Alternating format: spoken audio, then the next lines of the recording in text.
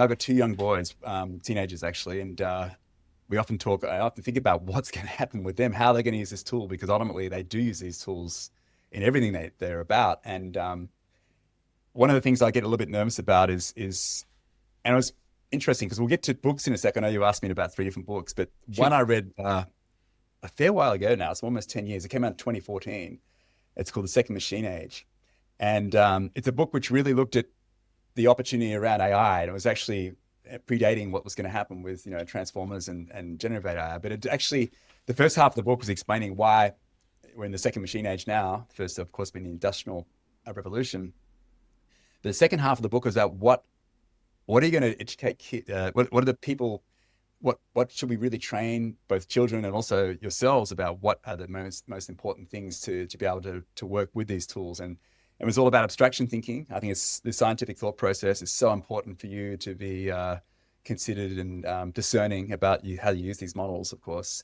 Um, Creativity, which I'm going to get to in a sec, because back Mm. then, like, there was no way we actually even dreamt that these engines could do and be as creative as they are today. So that's what I'm a bit nervous about. And of course, communication, like communication skills, the ability for you to be able to use these tools, but still we're always going to have to work in teams and to be able to work to drive towards common shared goals and to deliver and build products, etc. So they're the three things: communication, abstraction thinking, and creativity.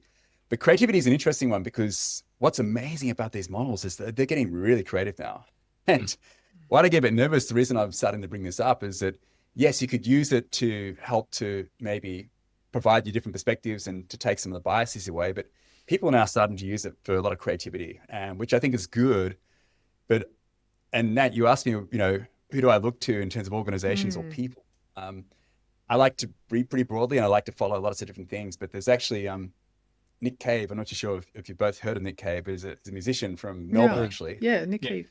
He's an artist. He's many, many things, but he's actually, he was being asked a lot about AI, his thoughts on AI, particularly when it comes to creativity. And one of the things he actually wrote about a year ago, which I felt was really important, is that in most people's lives, and this is where you're getting back, Martin, particularly when you're a creator, um, the beauty of the creation is in the struggle of creating. Like ultimately, Mm. you Mm. know, uh, whether it's a song, a poem, if it's a great product you're building, the whole process of actually having to work towards that, and that's not an easy process, of course.